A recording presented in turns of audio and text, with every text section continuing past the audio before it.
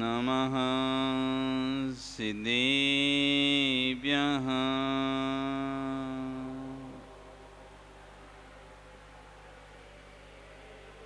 ॐ नमः सिद्धेभ्यः।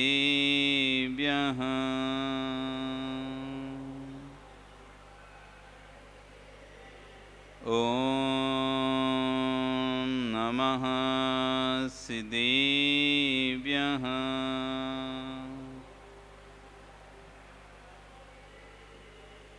ॐ नमः श्रीवर्धमानाय निर्धूत कलिलात्मने सालोकानां त्रलोकानां यद्विद्यादर्पिणायते। नमो अरिहन्ताणं नमो सिद्धाणं नमो आयरीयाणं नमो वज्रायाणं नमो लोये सव्यसाहुणं। बोले अनंत अनंत से परमेष्ठी भगवान की, आदिरम आदिनाथ भगवान की, वर्तमान शासन महावीर भगवान की, आचार्य श्री 108 समन्वत स्वामी महाराज की, आचार्य गुरु विश्व सागर जी महाराज की, अहिंसा में विश्व धर्म की।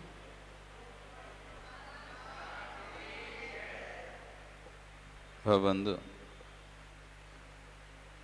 हम यहाँ पर रतन कंड्रक साहब का आचार्य जी में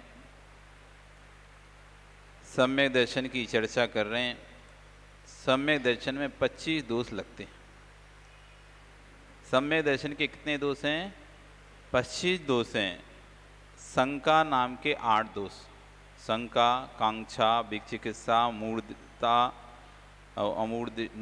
मूर्धता, अनुपघुवन, अस्थितिगण, अवशल, अप्रभावना, ऐसे शंका नाम के 8 दोष। 8 प्रकार के मद, 16, 6 अनायतन, 16 और 6 22 और 3 मूर्ता, ऐसे 25 दोष होते हैं। शंका आदि 25 दोष जो कि सम्यक दर्शन लगते हैं। तो अभी हमने समझा निसंकेत आदि इसके दोष के उपाय थे। निसंकेत, निकांक्षित, निर्विकल्प गुण थे, इनके विपरीत हो गए दोष। निसंकेत होना गुण है, संकेत होना दोष है। निकांक्षित होना गुण है तो कांक्षित होना, कांक्षा रखना, ये दोष है। निर्विचिकित्सा गुण है तो विचिकित्सा ग्लानि दोष है। स्थितिकरण गुण है तो अस्थितिकरण दोष है। मूर्ता, अमूर्तिष्ठता गुण है तो मूर्ता दोष है। वात्सल्य गुण है तो अवात्सल्य दोष है। उपगुहन गुण है तो अनपगुहन दोष है। प्रभावना गुण है, अप्रभावना दोष है। 8 गुण, उनके विपरीत 8 दोष। तो उसी क्रम में 25 दोषों के, क्योंकि अष्टांग सम्यक दर्शन 25 दोषों से रहित, अष्टांग क्या पढ़ते अपन पूजन में? 25 दोषों से रहित अष्टांग सम्यक दर्शन। सम्यक दर्शन कैसा होना चाहिए? 25 दोषों से रहित होना चाहिए और 8 अंगों से सहित होना चाहिए। अपन ने 8 अंग तो समझ लिए, 25 दोष और समझ ले रहे। जब हमको पता चल जाएगा कौन से 25 दोषों से रहित होकर 8 अंगों से युक्त होकर सम्यक दर्शन का पालन करना होता है, तो फिर हमारा सम्यक दर्शन में दोष नहीं लगेगा। तो अभी हमने 8 अंग समझे, 8 गुण समझे, उन्हीं के विपरीत 8 दोष, शंका आदि दोष हो गए। मद आगे आचार्यगण खुद ही बताएंगे, 8 मदों के बारे में बताएंगे, 6 अनायतन के बारे में बताएंगे। अभी 3 मूर्ताओं के बारे में बता रहे हैं। 3 प्रकार की मूर्ता। मूर्ता यानी होता है मूर्खता, रूढ़ी, लोक में जो चला आ रहा उसी के पीछे चलना, विचार भी नहीं करना ये बात सत्य है या असत्य है, करने योग्य है कि नहीं करने योग्य, परंपरा से चल रही है या आगम से युक्त है, कैसे, उससे कोई मतलब नहीं, सब कर रहे हैं तो हम कर रहे हैं बस, उसे कहते हैं मूर्ता। तो आज 3 प्रकार की मूर्ता होती हैं, लोक मूर्ता, देव मूर्ता और गुरु मूर्ता। लोक मूर्ता, देव मूर्ता, गुरु मूर्ता। जो सम्यक दर्शन का घात करे, जिसके कारण से सम्यक दर्शन प्रकट ना हो पाए उसका नाम है मूढ़ता।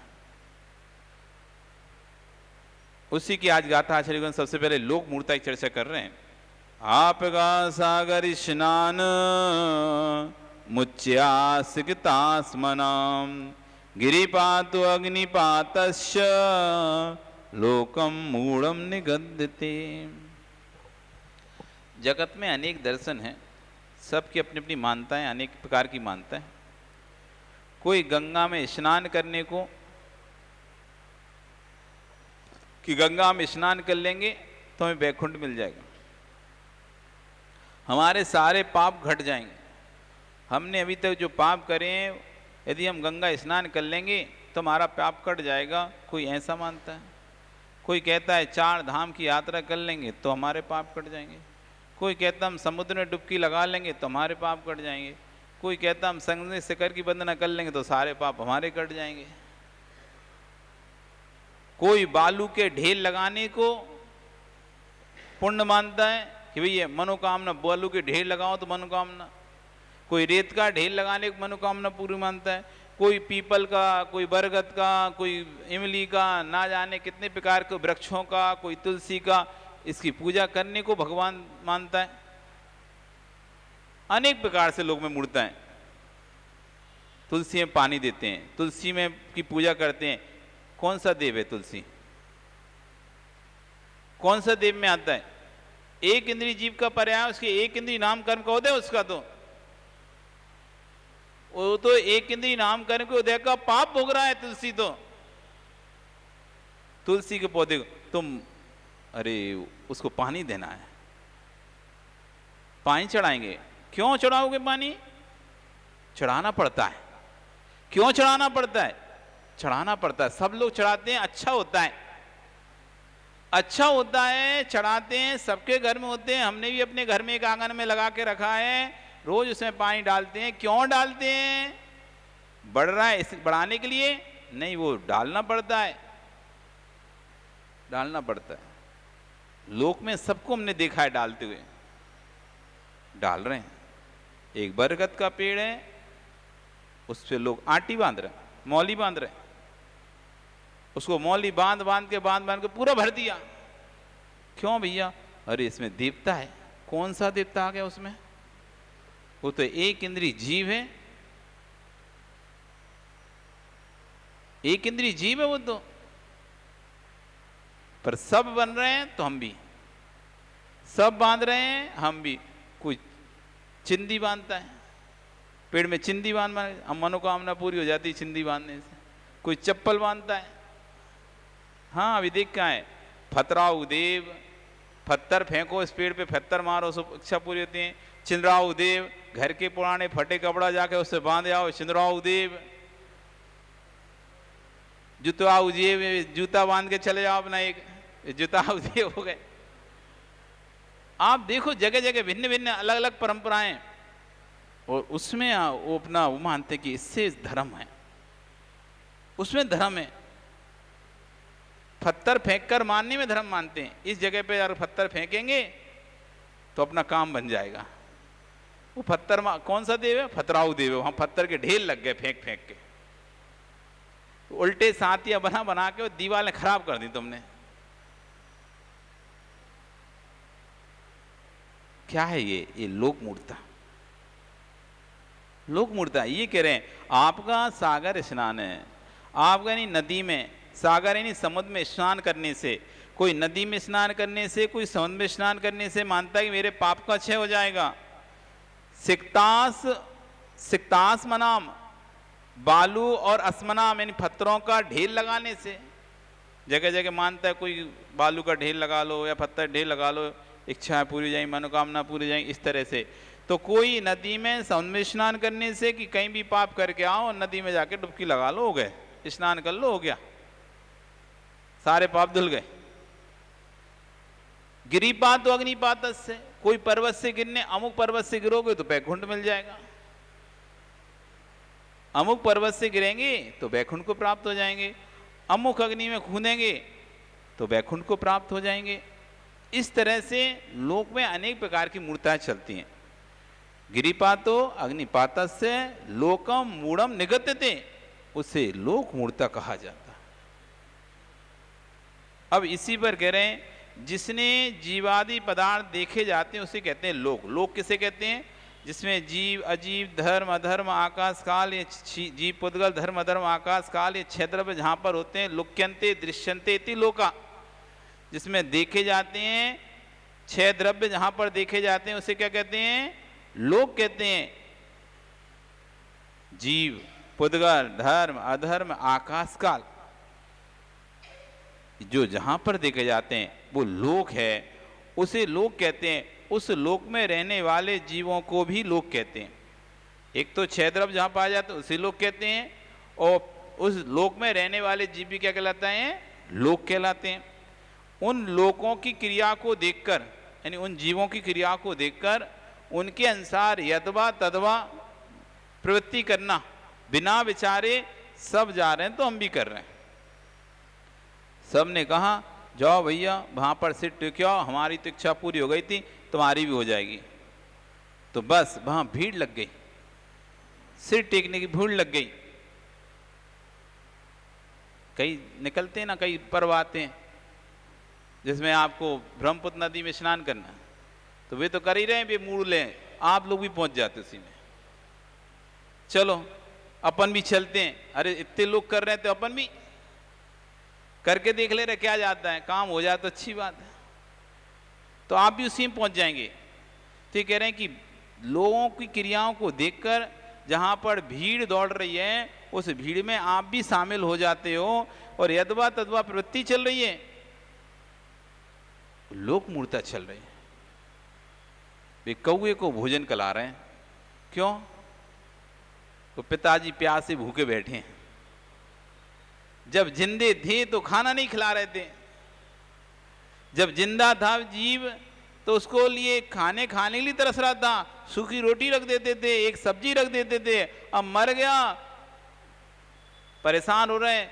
क्यों परेशान हो रहे? पंडित ने बोल दिया, उस पंडा ने बोल दिया, अरे भैया पितर दोष है तुम्हें, तो तुम्हारे पिताजी तुम्हें परेशान कर रहे हैं, क्या करें? कौए को खिला दो, उस पिता के पेट में पहुंच जाएगा। और कौए के खिला रहे हैं, पिताजी कौआ बन गए। तो कौआ खा लेगा तो पिता के पेट में कैसे पहुंच जाएगा? इतना विवेक नहीं है क्या? फिर भी वो एक जीव जो मर चुका है, जा चुका है, किसी पर्याय में उत्पन्न हो चुका है, कौआ खाएगा तो उसके पेट में कैसे पहुंचेगा? कौआ खाएगा तो उसके पेट में कैसे पहुंचेगा? वो तो किसी और पर्याय में बैठा हुआ है। कौआ तो तिरंज पर्याय के प्राणी है, वो खाएगा उसके पेट में जाएगा, मल बन के निकल जाएगा। तो दूसरा व्यक्ति तृप्त कैसे होगा? लेकिन तब भी इतना सब कुछ देखते हैं, सामने समझते हैं, कुछ नहीं है, सिर्फ एक व्यवसाय है, धंधा है, अपनी आजीविका चलाना है, सब जानते हुए भी भैया ठीक है, वो लो 500 रुपया, इधर 500 1000 रुपए भी दे दिए, और उधर कौआ क्यों खिला रहे हैं? तृप्त हो गए। बे तृप्त हो नहीं रहे, वो पंडा जरूर तृप्त हो गया। आचार्यगण कई बार कहते हैं लोग काल सर्प दोष निकलवाते हैं, अपना शनि दोष निकलवाते हैं, वास्तु सुधरवाते हैं। उनकी वास्तु सुधरे नहीं सुधरे, लेकिन जो सुधारने वाला तो उसकी जरूर सुधर जाती वास्तु, उसका तो काम हो जाता, उसकी तो पूंजी हो जाती बढ़िया। तुम्हारा शनि ग्रह उतरे नहीं उतरे, तुम्हारा काल सर्व दोष उतरे नहीं उतरे, उसकी तो वो कहते ना, अब तुम अपना हो गया विधान, अब तुम्हारा उतरा नहीं उतरा, लेकिन अपना तो काल सर्व उतर गया भैया। तंगी थी तो तंगी में अच्छा दक्षिणा मिल गई। तो ये आचार्य कह रहे कि लोगों की क्रियाओं को देखकर उनके अनुसार यद्वा तद्वृत्ति करना लोक मूर्ता है। जैसे धर्म समझकर गंगा में, सागर में स्नान करना, बालू और पत्थरों के ढेर लगाना, पर्वत से गिरकर मर जाना, अग्नि में जलकर मरना, ये लोक मूर्ता कही जाती। लौकिक मूर्ता का अर्थ, शाब्दिक अर्थ है देखा देखी करना। लोक मूर्ता का शाब्दिक अर्थ हम समझें तो क्या है? देखा देखी करना। एक कर रहा है तो हम कर रहे हैं, वो तो भैया श्रद्धा से कर सकता है, हो सकता है वो किसी आकांक्षा से कर रहा हो सकता है किसी और कोई उद्देश्य से कर रहा हो, लेकिन हम किस उद्देश्य से कर रहे हैं? एक व्यक्ति सम्य शिखर की यात्रा करने गया है, वो किस उद्देश्य से गया है नहीं पता हमको, हम उसे देखा देखी कर जा रहे हैं या अपना उद्देश्य लेके जा रहे हैं? अरे वो बस लेके गया था, उसका खूब नाम हुआ था समाज में, उसका बाद में बहुत सम्मान किया सब लोगों ने, इस बार हम बस लेके जाएंगे। पिछली बार वो बस लेके गया था, सम्य शिखर की यात्रा कराई थी, तो उसका खूब सम्मान हुआ, नाम हुआ, इस बार हम लेके जाएंगे। हमें शिखर जी से मतलब नहीं है, हमें तो सिर्फ अपने सम्मान से मतलब। हम लेके जाएंगे तो हमारा भी उसके जैसे नाम होगा। ये क्यों जा रहे हो आप? और समझ रहे हो धर्म हो रहा है, वो धर्म नहीं हो रहा आपका। देखा देखी करना, तत्व अतत्व का विचार नहीं करना, क्या तत्व है क्या अतत्व है इसका कोई विचार नहीं करना, अविचार पूर्वक वृत्ति करना, किसी कार्य में हिंसा होती है, हिंसा धर्म नहीं है ऐसा जानकर भी लौकिक जनिक वृत्ति देखकर व उससे धर्म मानकर उसको स्वीकार कर लेना। हिंसा धर्म नहीं है इस बात को जानते हुए भी, लेकिन लोक में चल रहा है तो भैया ठीक है, सब लोग कर रहे हैं तो हम भी कर दिए, लौकिक जनन की वृत्ति को देखकर उसको ही धर्म मान लिया और वैसा कार्य स्वीकार कर लिया, इसे लोक मूर्ता कहा जाता। लोक का अर्थ देखना और सम्यक दर्शन भी है, अतः लोक माने देखने जानने वाला आत्मा उसके प्रति मूढ़ होना भी लोक मूर्ता है। दो प्रकार से कह दिया, एक तो देखा देखी करना, दूसरा लोक का अर्थ होता है आत्मा। लोक का अर्थ होता है आत्मा, जीव। इस जीव के विषय में ज्ञान नहीं होना, इस शरीर और जीव को एक समझकर शरीर की हानि होने पर स्वयं की आत्मा की हानि समझना, ये भी लोक मूर्ता है। ये भी लोक मूर्ता। अपने और पर का विवेक नहीं है, अपने और पर का विचार नहीं है, मेरा कौन है पराया कौन है ये भेद नहीं है, ये भी लोक मूर्ता है। असली आत्मा का असली स्वरूप नहीं जानकर उसके प्रति अद्वैतवृत्ति करना, ये भी लोक मूर्ता है। सम्यक दर्शन के स्वरूप को नहीं जानकर जानना, ये भी लोक मूर्ता है। मूर्ता अज्ञान अपराध है, बंध का कारण है, सम्यक दर्शन का घातक है, अथा अविवेक पूर्वक क्रिया का नाम ही मूर्ता है। अब कोई प्रश्न कर सकता है, यदि गंगा में स्नान आदि करने से शुद्धि नहीं होती तो फिर घर में भी स्नान करने से शुद्धि नहीं होती? ऐसा किसी ने प्रश्न किया कि यदि गंगा में स्नान करना लोक मूर्ता है तो फिर स्नान ही नहीं करना चाहिए, ऐसे ही रहना चाहिए। फिर उत्तर दे रहे हैं, व्यवहार से 8 प्रकार की शुद्धियां होती हैं। आपको आज तक पता नहीं कितनी प्रकार की शुद्धि होती है। आप बोलते तो मन शुद्धि, वचन शुद्धि, काया शुद्धि, लेकिन आपको पता नहीं शुद्धि का मतलब क्या होता है। 8 प्रकार की शुद्धि होती है। पहली शुद्धि होती है काल शुद्धि, जिसमें काल पाकर शुद्धि होती है।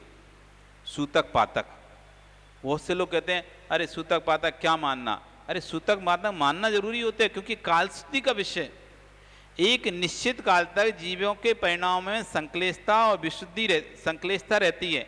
राग रूप संक्लेशता चाहे द्वेष रूप संक्लेशता। घर में जन्म होता है तो अति हर्ष एक समय तक हर्ष का विषय रहता है, इसलिए उसकी 10 दिन का काल शुद्धि का है। 10 दिन की काल शुद्धि का है।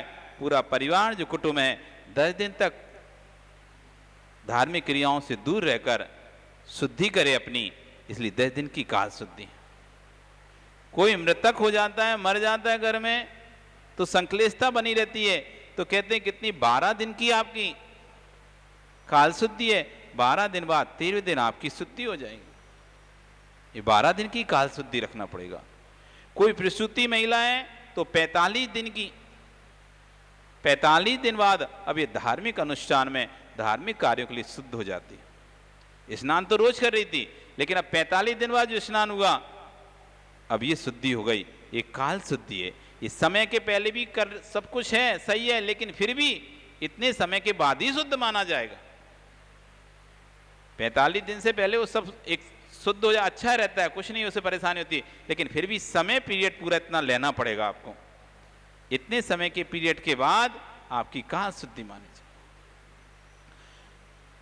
कुछ काल पाकर जो शुद्धि होती है उसे कहते हैं काल शुद्धि। जैसे मासिक धर्म की शुद्धि चतुर्थ दिन में शुद्ध होती है, 4 दिन का आपको समय लेना ही पड़ेगा, वो काल शुद्धि है। भले 2 दिन में आपकी सब कुछ सीख हो जाए, लेकिन फिर भी आपको 4 दिन, 5वें दिन ही आना है। ये 4 दिन काल शुद्धि के रहे। चतुर्थ दिन में उसकी शुद्धि होती है। प्रसूति वाली की 45 दिन में शुद्धि होती है, 45 दिन की काल शुद्धि है। मृतक की शुद्धि 12 दिन बाद होती है और जन्म की शुद्धि 10 दिन बाद होती है। सब काल शुद्धियां हैं, इसका ध्यान रखना चाहिए। जो काल शुद्धि का ध्यान नहीं रखता उसका असमाधि का कारण बनता है, इसलिए अपनी काल शुद्धि ध्यान रखें। दूसरा हो गया अग्नि शुद्धि। कुछ चीजें ऐसी होती हैं जिन्हें अग्नि से शुद्ध किया जाता है। किसी धातु के बर्तन को कोई रजस्वला स्त्री स्पर्श करती है अथवा कोई शूद्र स्पर्श करता है, तो फिर क्या करते उसे अग्नि में डालकर शुद्ध करते हैं। वो वस्तु किससे शुद्ध होगी? अब अग्नि से शुद्ध होगी, वो अग्नि शुद्धि है। ऐसे मांजने से बर्तन शुद्ध नहीं होगा। वो कह रहे हैं अग्नि शुद्धि है, अग्नि डालकर गर्म करना ये अग्नि शुद्धि है। फिर आता है भस्म शुद्धि, राख की शुद्धि। जो जूठे बर्तन है हमारे, जो घर में जो जूठे बर्तन निकलते हैं, जूठे बर्तन है वो राख से साफ कर उसकी राख शुद्धि है। सर्प आदि से शुद्धि नहीं होती। आगम में राख की शुद्धि बताई है, भस्म शुद्धि। पहले वही चलता था, राख से ही बर्तन साफ होते थे। अब समय बदल गया, कौन करे, नए नए हो गए, तो शुद्धि बदल गई है। भस्म शुद्धि, जूठे बर्तनों को शुद्ध करने के लिए भस्म शुद्धि बताई। भस्म का उपयोग करो, यानी राख का उपयोग करो, उस राख से उन बर्तनों की शुद्धि करना, ये भस्म शुद्धि है, तीसरी शुद्धि। चौथी शुद्धि होती है मृतिका, मिट्टी की शुद्धि, मिट्टी से शुद्धि। मल मूत्र आदि के स्पर्श हुए हाथ आदि को मिट्टी से धोना ही मृतिका शुद्धि है। अपन रोज की दैनिक क्रिया करते हैं ना, दैनिक क्रिया के बाद हाथ धोते हैं, तो मिट्टी से हाथ धोना, तो अब सब चेंज हो गया, अब सर्फ से हाथ धोते हो, वैसे मिट्टी से हाथ धोना चाहिए, ये मृतिका शुद्धि है। लघु शंका दीर्घ शंका के बाद हाथ धोते हैं अपन, तो ये मृतिका शुद्धि कहलाती है। मिट्टी से हाथ साफ करना, 7 बार शुद्धि करना चाहिए। दीर्घ शंका करके जब आते हैं उसकी 7 बार शुद्धि आगम में बताइए, 7 बार शुद्धि करना चाहिए। जिस स्थान से मल निकलता है उस स्थान की शुद्धि करना चाहिए, वहां पर मिट्टी से उस स्थान की शुद्धि करें। फिर अपने जिस हाथ से आपने मल का शोधन किया है उस हाथ की 3 बार शुद्धि करें, 3 बार उस हाथ को मिट्टी से धोएं। फिर अपने दोनों हाथों को 2 बार धोएं, ऐसे 7 बार हो जाती है। 7 बार शुद्धि होती है, सप्त शुद्धि, तब जाके हाथ शुद्ध होता है, तब जाके वो शरीर शुद्ध होता है। नहीं तो जिस स्थान से मल का क्षेपण करते हैं वहां तो आपने शुद्धि की नहीं है, हाथी के लिए धोया है, उस स्थान से पानी से के लिए शुद्धि की है, वहां पर आपको मिट्टी से शुद्धि करना पड़ेगी, तब जाके वो स्थान शुद्ध होगा, नहीं तो हमेशा शुद्ध बना रहेगा। इसलिए वहां पर मिट्टी से 1 बार शुद्धि। फिर हाथों की जिस हाथ से मल का शुद्धि की है उस दाहिने बाएं हाथ की 3 से 4 बार शुद्धि। फिर दोनों हाथों की एक साथ 2 बार शुद्धि। इस तरह से 7 बार शुद्धि करनी पड़ती है। साधु 7 बार शुद्धि करते हैं अपने हाथ की। ये मृतिका शुद्धि है, मिट्टी की शुद्धि। गौ में शुद्धि, अशुद्ध भूमि को लेपकर, गोबर से लेपकर जो शुद्धि की जाती है वो गौ में शुद्धि होती है।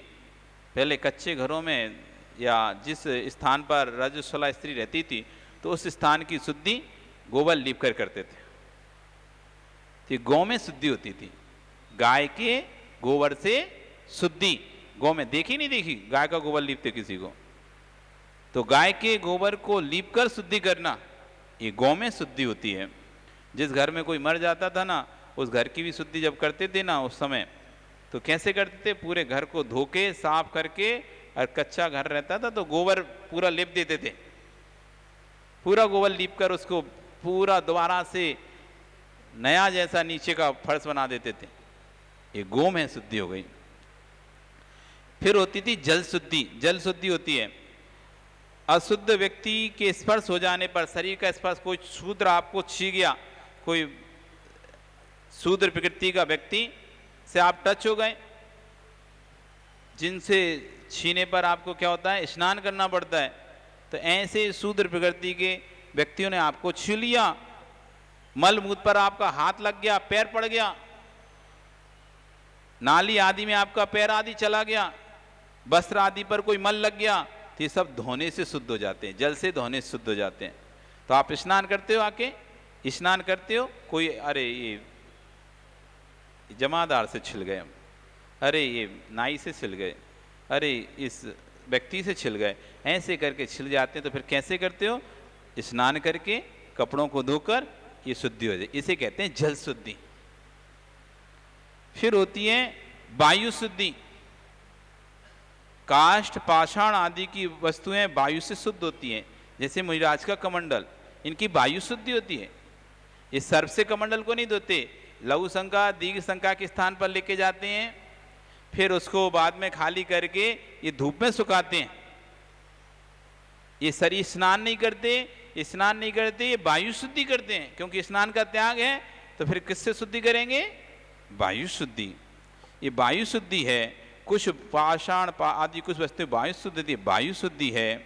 और फिर आखिरी कह रहे हैं कौन सी शुद्धि है, ज्ञान शुद्धि।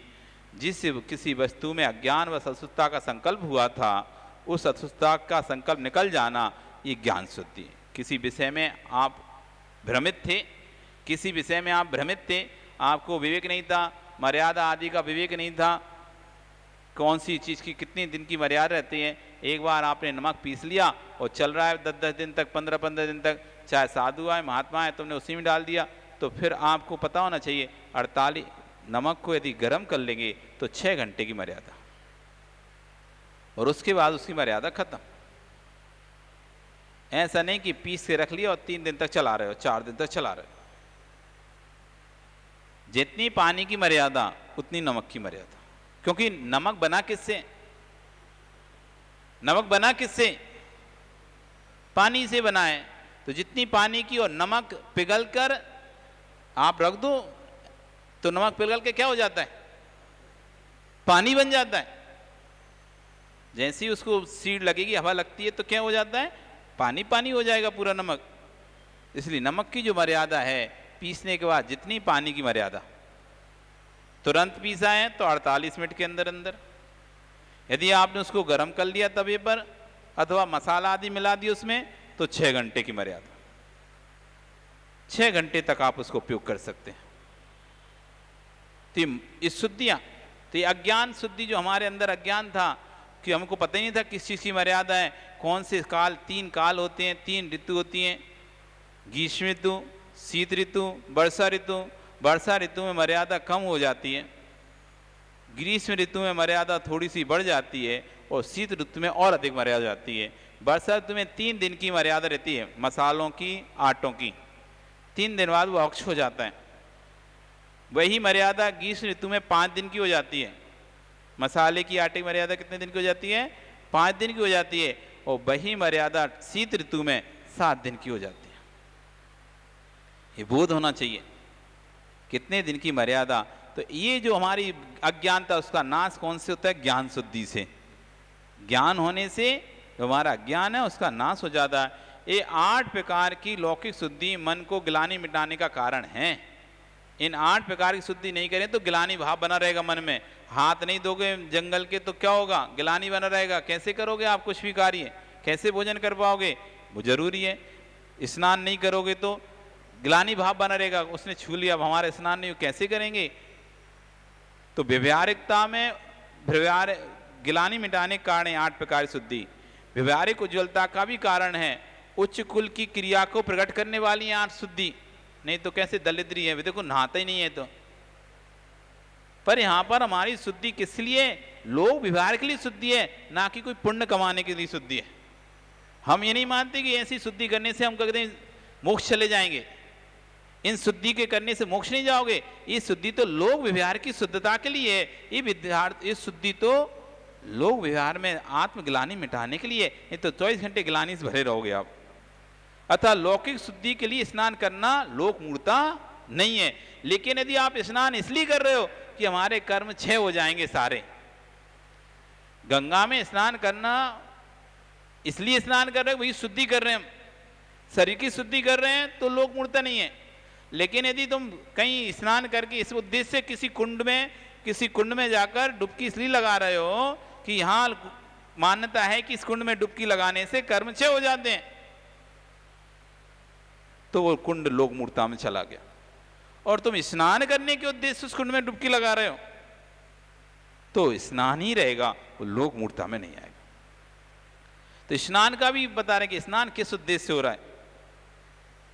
यदि इन लौकिक शुद्धि को लोक मूर्ता कहकर इनका लोप करेंगे तो सर्व व्यवहार दूषित हो जाता है। जो 8 प्रकार शुद्धि बताएं, अरे इसने करने से क्या शुद्ध होता है, इसने करने, तो इसे कह रहे हैं ये मूर्ता नहीं है, ये तो व्यवहार की शुद्धि है। यदि इसको ये मानकर करते हैं इसके करने से हम मोक्ष चले जाएंगे, तो मूर्ता हो गई।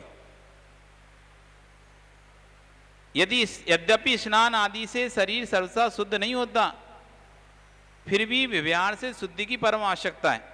शरीर आदि के स्नान से शरीर शुद्ध, उसमें तो मल भरा हुआ शरीर के अंदर, कैसे शुद्ध होगा। लेकिन फिर भी व्यवहारिक शुद्धि के लिए स्नान करना आवश्यक है। स्नान आदि लौकिक शुद्धि का लोप करने से मन की शुद्धि नष्ट हो जाती है। यदि हम स्नान आदि नहीं करें, आप देखो जिस दिन आप नहा लेते हो, तरोताज़ा रहते हो, उस दिन अलग मन रहता है। और ट्रेन में रहो और 2 दिन तक आपको नहाने ना मिले, ट्रेन में रहो 2 दिन तक कोई नहाने वगैरह ना मिले, तो आप देखो कैसा लगता है आपको अंदर से, किसी काम में मन नहीं लगता। अरे नहाए नहीं है, 2 दिन से नहाए नहीं है, पानी नहीं था ट्रेन में, था ही नहीं, 2 दिन से नहाए नहीं, स्थान ही नहीं था, ऐसी भीषण भरी हुई थी ट्रेन, एकदम खचाखच, एक पग रखने का नहाते कहाँ पे। तो 2 दिन से नहाए नहीं हो, ऐसे बैठे हो, मन किसी चीज में नहीं लग रहा। तो बहिरंग शुद्धि से अंतरंग शुद्धि प्रभावित होती है। मन की ग्लानि नष्ट होने पर यथेच्छ खान पान में मन लगता है, स्पर्श करने में मन लग जाता है, तब जिनेंद्र भगवान की पूजा पाठ आदि में मन लगता है। स्नान नहीं करो तो किसी में मन नहीं लगता। इसलिए सब यदि स्नान नहीं करेंगे तो सब व्यवहार धर्म का लोप हो जाता है, और परमार्थ की सिद्धि नहीं। जब व्यवहार का लोप हो गया तो परमार्थ का ही लोप हो जाता है। इस व्यवहार धर्म का पालन करने के लिए शूद्र, रजस्वला, चमड़ा आदि का स्पर्श होने पर आजन्य स्नान के त्यागी मुनीश्वर दंड स्नान करते। हम लोगों के लिए भी शुद्धि बताई। यदि हमारा किसी मल पर पैर पड़ जाए, अथवा कोई हिंसक जानवर हमको छू जाए, अथवा कोई शूद्र व्यक्ति हमको छू जाए, तो हमको भी शुद्धि करनी पड़ती है। अपने कमंडल के जल से हमको शुद्धि करनी पड़ती है। उससे कहते हैं दंड स्नान। दंडवत खड़े होकर बिल्कुल सीधा, जैसे डंडा होता है ना, डंडा, ऐसे सीधे खड़े होकर ऊपर से जल डालते हैं तो पूरा नीचे तक जाता है। डंडे के जैसे डंडी को डालते ना, तो ये दंडवत शुद्धि कहलाती है। तो वो शुद्धि करनी पड़ती है साधुओं को भी, व्यवहार शुद्धि जरूरी है। और उस दिन गुरु के पास जाकर फिर जो भी गुरु प्रायश्चित दें, वो प्रायश्चित का पालन करना पड़ता। अनजान में नीच शुद्ध के घर में प्रवेश होने पर उस दिन आहार नहीं करते। मदिरा, मांस, 4 अंगुल बहता हुआ रुधिर, मल, पंचेंद्रिय का मृतक शरीर दृष्टिगोचर हो जाए तो भोजन नहीं करते, अंतराय करते हैं। गृहस्थी इस प्रकार अशुद्ध वस्तु के स्पर्श हो जाने पर स्नान किए बिना भोजन कैसे कर सकता है। परिणामों की विशुद्धि के लिए गृहस्थ लौकिक शुद्धि में स्नान करके ही भोजन करता है, अन्यथा जिनेंद्र की आज्ञा और व्यवहार धर्म का लोप हो जाता है। इस स्नान करने को मूर्ता नहीं कहा, लेकिन स्नान करके ये मानना स्नान करने से कर्म का क्षय हो जाएगा, ये लोक मूर्ता। नहीं तो कोई कहे कि देखो लगा आपका सागर स्नान है, नदी में तालाब में स्नान करें। पहले तो नदी मिलती थी, तालाब रहते, घरों में नल नहीं रहते, तो तुम तो लोक मूर्ता नहीं। नदी में स्नान करना लोक मूर्ता नहीं है, लेकिन नदी में इस भाव से स्नान करना कि हमारे सारे कर्म छूट जाएंगे, ये लोक मूर्ता है। यद्यपि मुनीश्वरों के शरीर रत्न से पवित्र हैं, फिर भी बाह्य शुद्धि के निमित्त मुनीश्वरों को कमंडल रखना पड़ता है, हाथ पांव धोकर स्वाध्याय करना पड़ता है, मंदिर में प्रवेश करना पड़ता है। यद्यपि कहा है कि रत्नत्य पवित्रता, मुनि का शरीर रत्नत्य से सदैव पवित्र रहता है, लेकिन फिर भी बाह्य शुद्धि के लिए उनको क्या रखना पड़ता है? कमंडल रखना पड़ता है। शौच आदि की शुद्धि कमंडल रखना पड़ता है। मंदिर में जाने के लिए पैर धोते हैं, जिनवाणी को छू समय हाथ धोते हैं, ये बाह्य शुद्धि को उनको भी ध्यान रखना पड़ता है। बाह्य आचार को नहीं छोड़ते हैं। बाह्य शुद्धि से विनय प्रकट होता है। अतः स्नान कर शुद्ध वस्त्र पहनकर भगवान की पूजा करना, स्वाध्याय करना, हाथ पैर धोकर मंदिर में प्रवेश कर जा, पूजन द्रव्य को स्नान करके स्पर्श करना आदि विनय का द्योतक है। ये सब उपचार विनय है, अंतरंग तप है।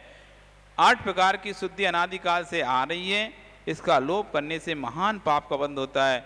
वर्तमान काल में मानव बाह्य शुद्धि को भूलता जा रहा है। शमशान में जाकर रजस्वला के स्पर्श होने पर, प्रसूति वाली स्त्री का स्पर्श होने पर, मल का क्षेपण करने पर, नीच दाती का स्पर्श होने पर, चमड़ा आदि वस्तुओं का स्पर्श होने जाने पर, स्नान करने के लिए स्नान किए बिना भोजन करते हैं, मंदिर में प्रवेश करते हैं, सास का पठन पाठन करते हैं, तो पाप बंध का कारण होता है। आपके घर में बच्चे का जन्म हो गया और आप इधर खिला रहे हो, उधर बच्चा माँ के पास भी है और आपके पास भी आ रहा है, बार बार आप भी उसे लेके आ रहे हैं, फिर मंदिर आ गए सीधे ऐसे ही खिलाते खिलाते, ग्रंथ पढ़ने लगे, सास पढ़ने लगे, तो आप कह रहे हैं महान पाप का बंध कर रहे हो। यदि आपने 45 दिन के अंदर अंदर उस बच्चे को माँ के पास भी जा रहा है और आपके पास भी आ रहा है और आप उससे खिला रहे हो, तो फिर आप उसको शुभ नहा धोकर फिर मंदिर आओ।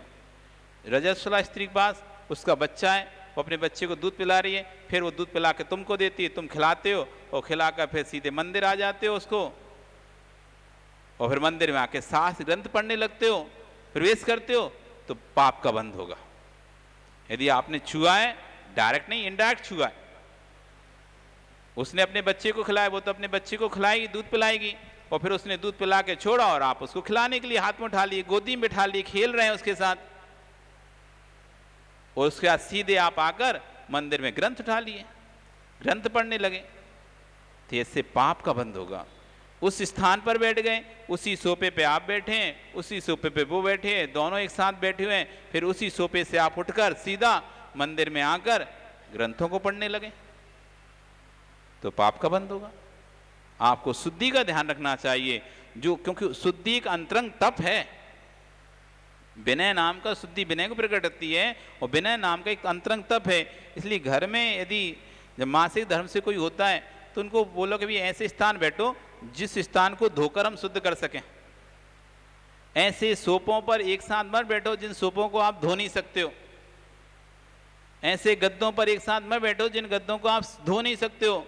अब तुमने डल्लब के गद्दे रख लिए, उन्हीं पर सो रहे हो, अब क्या हुआ, बस चद्दर अकेला बदल दिया, तो गद्दे का क्या हुआ, गद्दे का क्या हुआ, वो कौन धोएगा? फिर उसी पर सुबह सो के उठे और मंदिर आ गए सीधे, अशुद्धि बने रहोगे। इसलिए पहले व्यवस्था रहती थी चटाई पे बिठा के सो जाओ, दरी बिछा के सो जाओ, बाद में फिर 3-4 दिन बाद उस चटाई को दरी को धो के डाल दो, सो शुद्धि हो जाती थी, बिस्तर खराब नहीं होता है। आजकल तो सब एक साथ बैठते हो, आप उसी सोफे पर बैठ रहे हो, उस सोफे पे तो कपड़ा लगा रहता है, उस सोफे को धोते हो कि फिर उसके बाद वैसे तो कपड़ा लग रखोगे सब कुछ, और उस सोफे को कहाँ जाओगे अब रखने? जिस सोफे पर बैठे हो उस सोफे को कहाँ रखने जाओ, कहाँ दोगे अब उसको? और उसी से अब सब आ रहे हो, बैठ रहे हो, मंदिर आ रहे हो, ग्रंथ छी रहे हो, आरती कर रहे हो, पूजन सब तो कर रहे हो, मंदिर पितेश आए, तो शुद्धि रही कहाँ आपकी? इसलिए कह रहे हैं यदि किसी शमशान में जाकर, शमशान में आकर सीधे घर में मत घुस जाओ। प्रथा रहती थी पहले, अब पता नहीं क्या है, बाहर स्नान करो, शमशान से होके आए हो, पहले स्नान करो, बाहर पूरे कपड़े खोलो, स्नान करो, अब अंदर प्रवेश करो। सीधे बाथरूम नहीं घुसने देते थे, घर में नहीं घुसने देते थे, बाहर ही नहाओ, घर के बाहर ही स्नान करके फिर अब घर के अंदर प्रवेश करो। महिलाएं पुरुष सभी ऐसी पूरे मतलब कपड़ों के ऊपर पानी डाल के ऐसे फिर अंदर प्रवेश करते। ये इस शुद्धि कहलाती थी शमशान शुद्धि। रजस्वला के स्पर्श होने पर रजस्व शुद्धि, प्रसूति वाली महिला के स्पर्श प्रसूति शुद्धि, मल मूत्र की स्पर्श हो जाने पर मल मूत्र के बाद फिर शरीर की शुद्धि। नीच जाति नाई के यहाँ से आए, अभी कटिंग करा के आए, फिर बस आ गए मंदिर में, आ गए किताब पढ़ने लगे, कुछ भी कर रहे, आपने सेविंग कराई, नाई के यहाँ जाकर दाढ़ी बनवाई, कुछ भी कराई, आकर बस अपने काम में लग गए, आपने स्नान ही नहीं किया। अरे हमने थोड़ी ना कटिंग कराई, तो आपने नहीं कटाई, आपने दाढ़ी बनवाई, मूछ बनाई, तो आपने स्पर्श किसने किया आपको? शूद्र ने स्पर्श किया ना। अब सीधे ब्यूटी पार्लर गए और वहां जाके ने अपना करवाए, कटिंग वटिंग जो भी कराए, और आके अब घर के काम करने लगे। आपने स्नान ही नहीं किया। शूद्र है जो ब्यूटी पार्लर का काम कर रहे हो, तो शूद्र है, उससे स्पर्शित होकर हम आ रहे हैं। उस कपड़ा उसने जो हमको डाला है, वो ना जाने कितने लोगों को डाला वो कपड़ा, भंगी चमार मेहतर, ना जाने किस किस को वो कपड़ा स्पर्श किया होगा। वो कपड़ा हमको भी स्पर्श किया है। पूरे वस्त्रों की शुद्धि करके स्नान के अब हम धार्मिक कार्य के लिए योग्य हैं। नहीं तो आप ऐसा नहीं करोगे तो अंदर अशुद्धि बनी रहेगी, कभी भी मन शुद्ध नहीं होगा। जो जितनी अधिक शुद्धि का ध्यान रखता है उतना पवित्र रहता है। नहीं तो हर समय तुमको लगे अरे वो कपड़ा तो मिला ही दिए थे, अब तो कितने को धोएंगे। इसलिए पहले ही शुद्धि का ध्यान रखें। जिन बर्तनों में मांसाहारी भोजन करते हैं उसमें स्वयं भोजन करने से करते हैं, ऐसे पात्रों को साधुजनों को आहार देते हैं, वे अज्ञान बस बाह्य शुद्धि के लोप कर पाप के भागी बनते।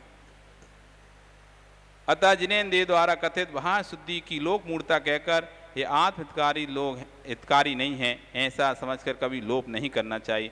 आपके कोई ऐसा व्यक्ति आया जिसने उन बर्तनों में हाथ, जो मांसाहारी था, आपने घर में बुलाया, दोस्त था, मित्र था, तो आप घर बुलाए, लेकिन आपको पता है कि ये तो नॉन वेज भी खाता है, लेकिन आपने घर बुलाया था, उसे घर में नाश्ता कराया, भोजन कराया, वो पात्र आपके अशुद्ध हो गए, उसमें मांसाहारी व्यक्ति भोजन करके चला गया। अब उन पात्रों को अग्नि से शुद्ध करो। ऐसे पात्रों को अपनी और बर्तनों में मत मिला देना। यदि मिला दोगे तो सारे बर्तन अशुद्ध हो गए। फिर उन बर्तनों से तुम आहार नहीं दे सकते कभी साधुओं को। इसलिए अपने घर में जो पात्र हैं, कोई व्यक्ति बाहर का आता है, पता रहता है कि ये नॉन वेज भी खाता है, तो उन बर्तनों को उसको भोजन लोक में विवाह चलाना पड़ता है, तो मना नहीं कर सकते, बैठना पड़ता है, तो उसके बाद शुद्धि करना चाहिए उनकी। उसकी शुद्धि करो उन बर्तनों की, वापस अग्नि शुद्धि करो, अग्नि पक्ष शुद्धि करो, तब जाकर बर्तन शुद्ध होगा। यदि आप ऐसे मिला देते हो तो कह रहे हैं कि वो सारे बर्तन अशुद्ध हो गए। उसमें अब आप किसी साधुजन को आहार कराओगे तो पाप के भागीदार बनोगे, क्योंकि उसमें मांसाहारी व्यक्ति भोजन करके चला गया। आपका समय हो गया। इस तरह से यहाँ पर शुद्धि का प्रकरण हुआ, और हम जितना अधिक शुद्धि का ध्यान रखेंगे उतना अधिक आत्मा की शुद्धि होगी। बोली भगवान महावीर स्वामी की।